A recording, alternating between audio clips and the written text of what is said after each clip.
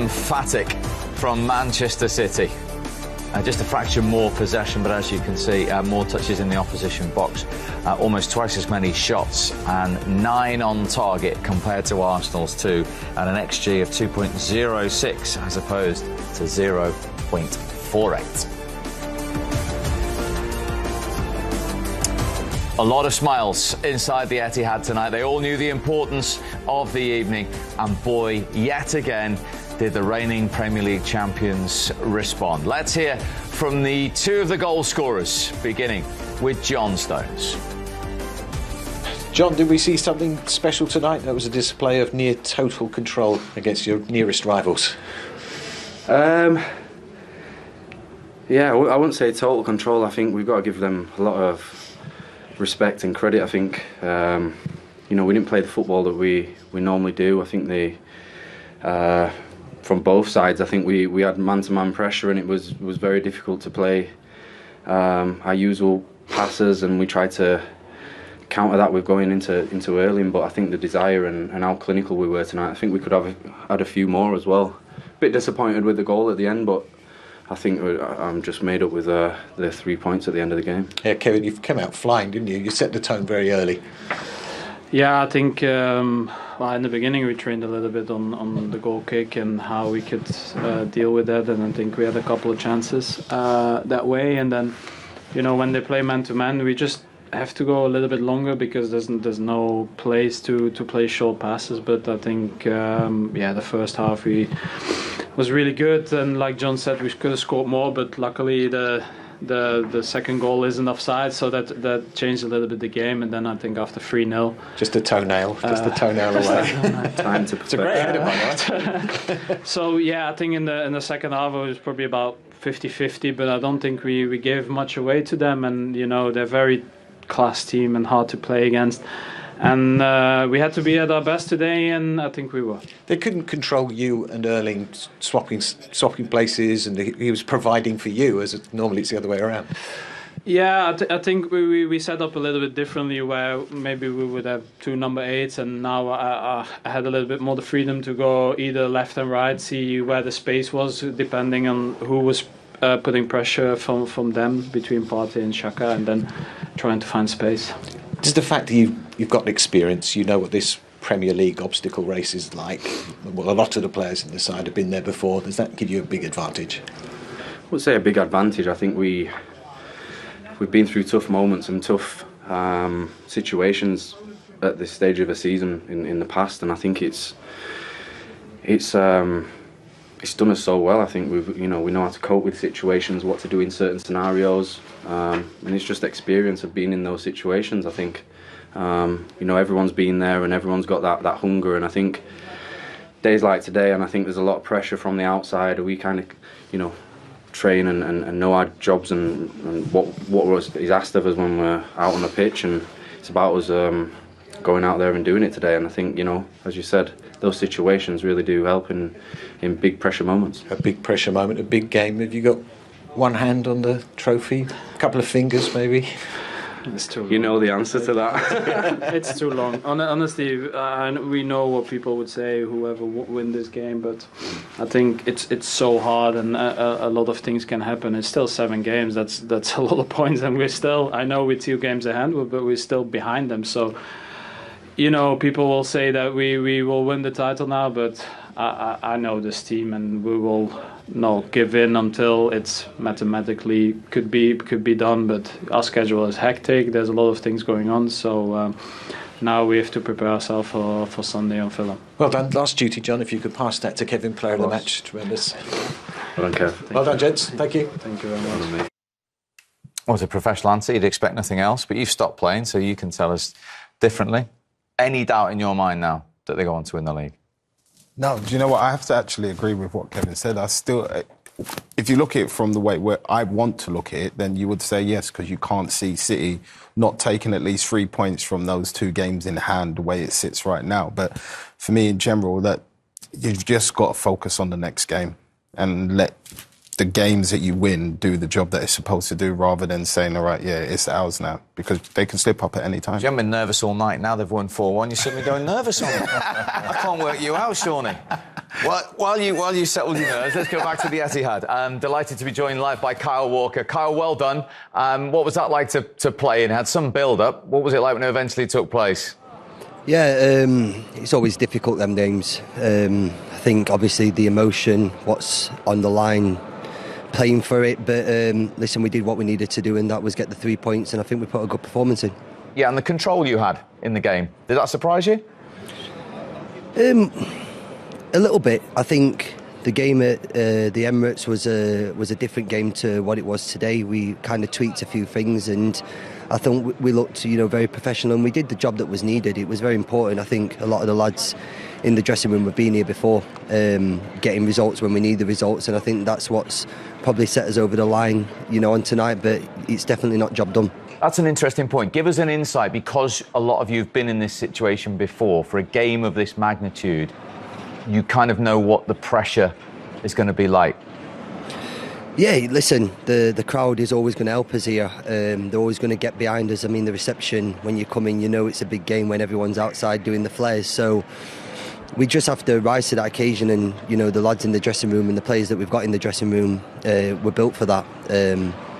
But again, it's not job done. It's very important that we congratulate ourselves tonight and we give ourselves a pat on the back. But quite high, and Manchester City actually went long and bypassed the midfield, certainly for the first goal. Was that a particular tactic, or did that just happen? Did that just occur because of the situation?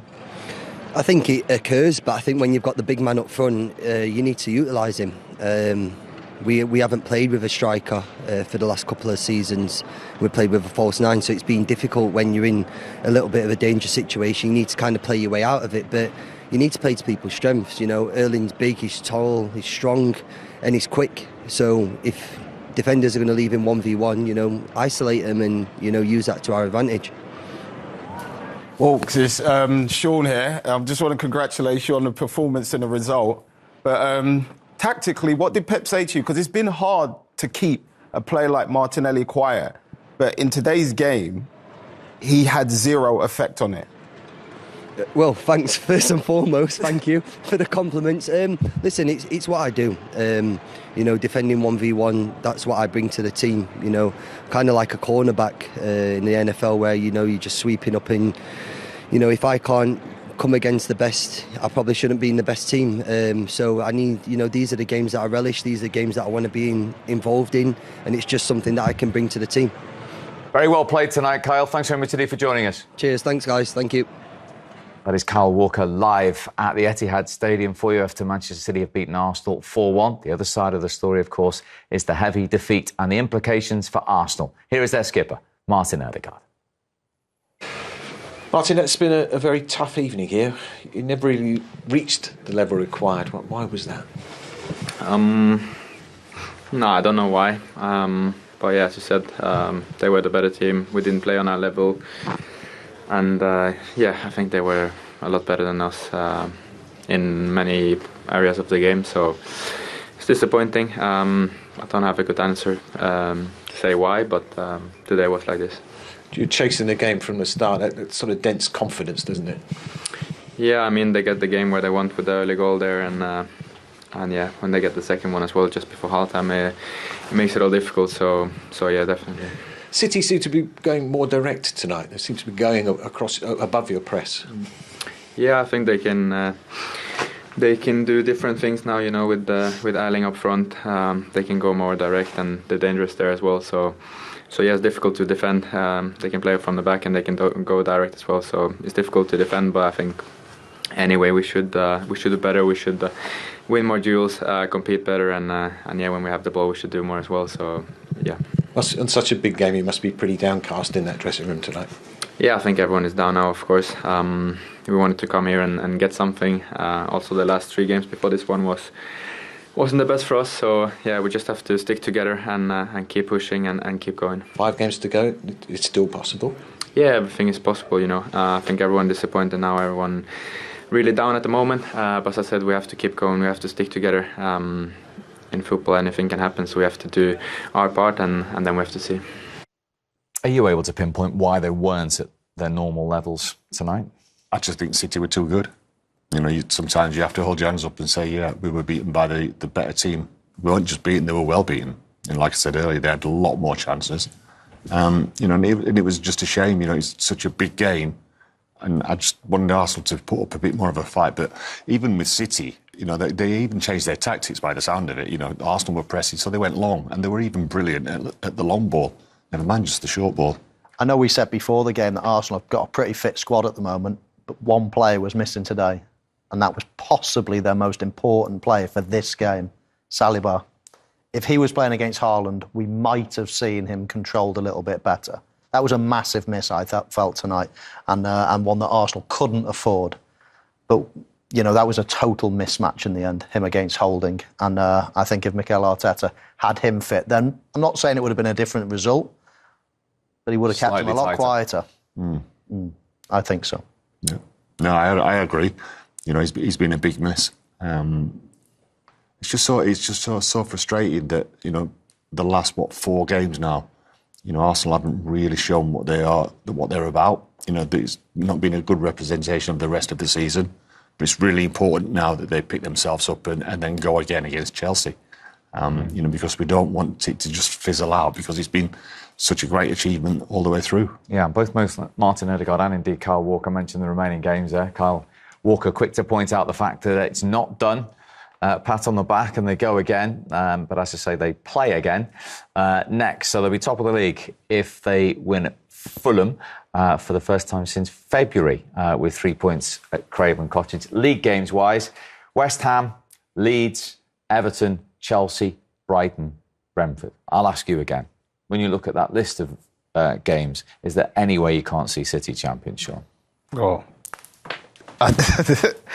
I want to say... You're not playing anymore, Sean. You can say it. You can say it. Pep's not listening. He's not in the studio. We're not about to go live to him. Think of it realistically, as a player, you can't just snub away the rest of the teams like City are just going to walk all over them. We've seen City at the beginning of the season. Just won 7 league games in a row. Yeah, but we've seen them at the beginning of the season against some of these teams and drop points. You go to the City ground, Forest, 0-0. So but none there's of the proof. Of the season. Yeah, but there's still proof that these results can happen. So to walk into the game thinking you're going to win, that would be City's biggest mistake. I think for preparation-wise, they have to go in there the same mind frame they came to Arsenal. Now, the next 7 games are all cup finals. And the better they are at getting themselves ready for those games like cup finals, then I would turn around and say, yeah. OK, so the other side of the story is Arsenal have to win every game now to put the pressure back on City. Are they capable of doing that, picking themselves up with that list of fixtures? Not on current form, they're not. But, on previous form, they are capable of it. When you look at that, I think the hardest game is going to be Newcastle away. Even Brighton at home is going to be tough. But yeah, Arsenal fans will be hoping for a really shock result when City, or maybe when City play Madrid. There might be a shock result there, and then that upsets their pattern. I'm just clutching at straws here, but it's just something that might happen. Yeah. Forget City for a minute. Back to Arsenal. Can they pick themselves up and go and win every game? Which realistically they're going to have to, aren't they, to try and rescue this? Yeah, they're going to have to do that. Problem with Arsenal, I think, now is that the hardest games in the running are the next 2. But, psychologically, mentally, they've just dropped 9 points in 12. Well, they have, yeah, but they're still a very good team. You don't turn a bad team in a matter of a week or 2. But they've got a couple of tough games coming up now. If they can win them, then they're playing sailing until the end of the season, I feel. The problem as well that they've got is that it's not only, yes, they're 2 points ahead, but 2 games in hand for Man City, but they're also now, especially after tonight, goal difference is totally with Manchester City. So they need to beat them on points, not just equal them now. And City, I feel, have got an easier running, and that they're going to overtake them by the next game, and then they're going to run clear. I think it's City's now. Welcome back. Manager's thoughts on the way from the Etihad after that 4-1 win for Manchester City over Arsenal. After we've got the thoughts of Bakary Sagna, who, of course, played for both, and he's been with us all evening, and he's back pitchside alongside Ian. Yes, thank you, Steve. I just want to touch on the atmosphere inside the stadium with you, Bakary. Obviously, you were here, sat with me just behind the Arsenal dugout. When we talked before the match, there was a real sense of anticipation inside this stadium. But as soon as the game kicked off, it wasn't tense, it wasn't nervy, it wasn't what you'd expect from a title decider. It just felt very comfortable. There was expectation inside this stadium more than anything else. I think the The players are used to play big games. They are used to face adversities. They are used to play under pressure. And today they just saw, as a team, they were just better. They were a different class, and from the back to the top, everyone knew what to do. They've been working a lot. You can tell whenever they play, they've been preparing the game perfectly, and they managed to score in the first 5 minutes, 10 minutes. So they were on the right set to play a comfortable game. They could have even scored more goals. And you just need to clap them because they've been showing like they deserve as much as Arsenal to be champion. They've been playing as a champion and they've been playing as a proper team. So, hat off. Was that Manchester City then purely just setting the tone in this game for you, or do you think Arsenal will be disappointed with the way that they started the game and what they brought to the Etihad tonight as well? You know, Arsenal conceded, I don't know, maybe 6-7 goals in the last games. So when you start after 5 minutes conceding a goal, it's very difficult.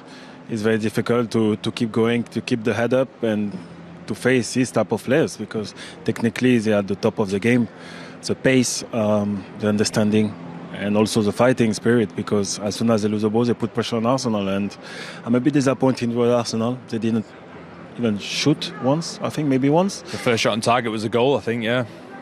It's difficult. It's difficult. They need to bring a bit more consistency. They need to play out the game, you know, deal with the pressure and come here, and they should have played a bit more. Now the game is gone. They still need to focus. It's still a fantastic team, still fantastic players, and they still need to keep their head up because they have more games coming. I spoke to Aaron Ramsdale in the tunnel a short time ago, and the Arsenal players as well doing their interviews, that the sense was the same. They're extremely flat after this result. They still have a 2-point lead. There's 2 games in hand, of course. Do you give them any hope? Still, I want to believe they can react. I want to believe they can maybe finish well the season, but it's not up to them anymore. This is the problem. Yeah. Before the game, they still have a chance because they were to decide what's the end of season is going to look like. Manchester has a lead now, and Manchester City won't drop points because the way they play tonight, and I know the coach will be right behind them to push them. Yeah, he certainly will. The handy thing about having Bakary here pitchside at the Etihad is that he's managed to speak to quite a few of the players, including the match winner Kevin De Bruyne as he came off the pitch. What did Kevin have to say to you about that 90 minutes? Because he was absolutely incredible. He decided this game, didn't he? I congratulate him for his match and also for the player he is, because he's a fantastic player, and I'm just admirative for his quality. And also he asked me to send some sun over Manchester because it's a bit chilly. So yeah, that's one thing that Kevin De Bruyne can't influence in Manchester is the weather, but he influenced everything else here tonight. Certainly. Bakary, thank you so much for being with us here at the Etihad Stadium. Yeah, a very important result that from Manchester City, and De Bruyne had his fingerprints all over it. He certainly did, gentlemen. Thank you very much indeed for that. Right, high time we heard from the winning manager. Here he is. He still never lost a Premier League game to Arsenal. Pep Guardiola. Well, Pep, tell us the story from the Manchester City point of view tonight. I'll make a really good game from both aspects. So through all the aspects, the concentration, the set pieces, defensively, how aggressive we were in to create good environment. And after, from the beginning, we start really well. We read the game well. Our build-up was much better than Emirates. Like, we could not do it, and we make, considering the opponents that we face, a fantastic performance. Have you got any more words to describe Kevin De Bruyne? It seems like every week we have to go to another level with him. Yeah, definitely is a special player. So when we had this weekend, today was a game like what we expected. They made high pressing. We made high pressing, it's long ball, second balls, and we were able to win it in contact with Kevin, and we can run with Erling. He's an incredible threat up front. You know, the connection on them. So, and Kevin was brilliant. A slight change at the back. We saw Akanji playing on the left-hand side. Yeah. That worked really well. Where did that come from? No, it was so difficult to decide because I thought a lot to put Jaime in that position. Our build-up with Jaime is the best player that we have. But what I saw when I saw, we saw Manu Akanji playing against Coman, against Leroy, against Bayern Munich, how defensively was strong to make 1-against-1 in that position. And I decided, okay, because Saka is an incredible threat, and we need a guy like can sustain the 1-against-1, like Kyle and Martinelli, because they are so good, and we could jam more the players inside, but at the side we should control these two players because they are amazing. And Manu winning duels like done in Coman on Saka on the other ones. That's why at the end we decide for him. Now we know for the title it's a really important win, but with the schedule you've got, what does it do to the energy? Does it help to keep everybody going? Of course, winning helps, and being there and winning and being the semi-final Champions League, final FA Cup, and being there, of course, helps a lot. So the tiredness almost doesn't exist, so it's there. So, but the reality could feel I'm naive, but there are 2 points in front of us. So we are still on the top of the tail. Of course, we are incredible victory. We have 2 games in hand, but you have to win. I would love to have these 2 in the hand, 6 points, and have to be up front of him. The reality is they are, and we cannot lose our focus. And focus is tomorrow, good recovery, rest well, and prepare Fulham at early morning, because now we are there. It's definitely in our hands, and when it's in our hands, we have to use it. Thanks, Pep. Thank you, guys. Yep, back in Manchester City's hands. And after that goal, they've all been talking about just 7 minutes in. From the man he was talking about, Kevin De Bruyne. City had their hands all over this game. And as we mentioned before, Sean, Haaland to De Bruyne for the first time in the Premier League. Yes, and his first touch for me was amazing, to hold him off and to put the ball where he wanted it and then put Kevin through. But then Gabriel gives him too much room on the outside, and once he's through there, Kevin De Bruyne has too many options, and he chooses to slide it around the goalkeeper, and it's a fantastic finish. But Mo isolated a lot of things when he broke it down at half-time. Holding's got to foul him there, knowing that somebody's behind him. And then once he does get through it, I don't really get what Gabriel's doing, because he just runs across. He doesn't actually affect Kevin De Bruyne in any way. That just gives him the space and says, here, have a go. You've got to put some pressure on him, especially on the guy with the ball. You've got to make a tackle. Whether, like what Mo said, whether it's a tackle or a foul, you're in trouble there, and you've got to make a decision. And we didn't make a decision there. We just backed off and let him shoot. And with De Bruyne, he can go either way, and that's why he ends up putting it right in the corner. And ultimately, despite Arsenal holding out, the timing of this goal, David, really was crucial. Yeah, it was, and it was a big blow, because, getting in at half-time 1-0, you're pretty happy with that, especially with what you've gone through. Aaron's made a lot of saves in that first half. And this is just offside, we see Ben White getting a little nudge on him. I think that's what just takes him to play the guy onside. And like I say, it's a fantastic ball, and it's a brilliant header, back across the goalkeeper, and Aaron's got no chance. And then in the second half, Kevin De Bruyne and Haaland linking again. Yeah, I mean, this is probably the most potent partnership in the Premier League, isn't it? Very rarely it's that way round, though, isn't it? Haaland to De Bruyne. I do feel, though, just a little bit like the first goal, Steve, that when you've got 2 players against a centre-forward, one of them's got to be engaged. One of them's got to get close and be very, very aggressive, whichever one it is, because you've always got your mate to cover you. And if that means you've got to risk a foul, then so be it, and get everybody back behind the ball and recover and start again. But every time it was almost easy for Haaland to pick the ball up, turn and run. De Bruyne pick the ball up, turn and run. And you cannot let quality players like that do it. And they punish them. Of course they punish them. They're great players. And Arsenal were pretty much, masters of their own downfall in that situation. Holding had a tough night against Haaland, of course. And this fella, well, what more is to be said about him and his assists and his goals? Yeah, well, he's got 8 in his career against Arsenal. That's more than any other team. And he's gone past Sean's former teammate, Yaya Toure, in the all-time Premier League list for goals for Manchester City, up to 64. He did well to catch Raheem Sterling or Sergio Aguero, but that is some goal total, as well as the assists from Kevin De Bruyne. And then we saw Erling Haaland. Well, he had the hump, didn't he? Because he hadn't scored. Then the hair came out, and then suddenly it was in the back of the net. And a great touch from Phil Foden. He gets a little bit lucky with the deflection around, and when it gets to Haaland, he's just going to shoot. But if you see it closely, he almost doesn't hit it as clean as you think or expect him to. But I think that's what helps him take it in, the bounce. that it bounces early. The second bounce then goes underneath the keeper's hand. But what amazes me about him is that he doesn't care whether he misses. He believes and understands that he's going to have one more chance, and he's always seems to be ready for that one more chance. And I never honestly thought he was going to score this game, although he had a good game all around. But the man knows himself, doesn't he? And there you go, 33 Premier League games in, of course, this season that's still got 7 games to run. Alan Shearer and Andy Cole's record of 34 was in a 42-game season.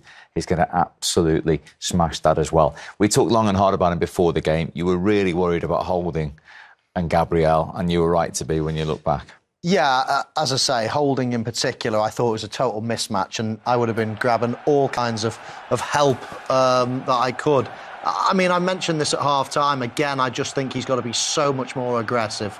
You know, bring him down, foul him, jump into his back, do anything. But you cannot let him bring the ball down so simply and turn and lay it off to someone like De Bruyne. And again here, big mistake. Either stay back, don't vacate that big hole, or if you're going to go, take the lot, including the ball. They got away with this one eventually, but again, another big mistake.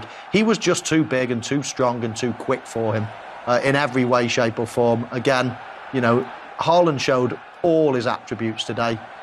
You know, in a tight situation, sometimes like that occasion, Arsenal played a bit of a high line. He had room to run in, and then in the box as well, he got his goal in the end. But it was just wave after wave, and I felt sorry for Holding in a way.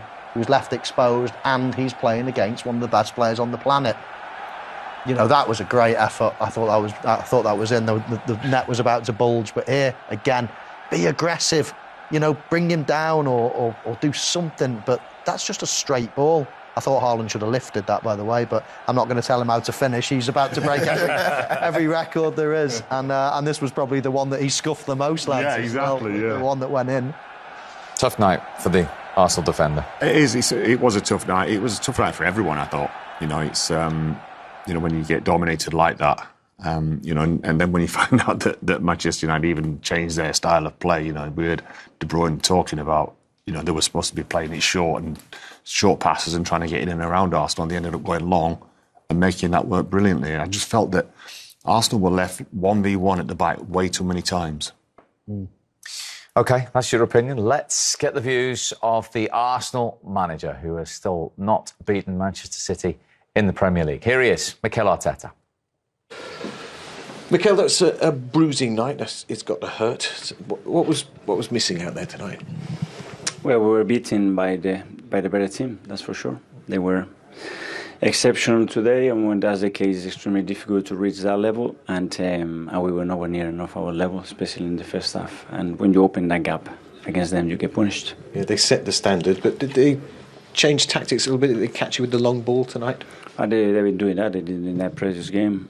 When you have in one corner and they kick it 60 yards, they win that duel, they run through you.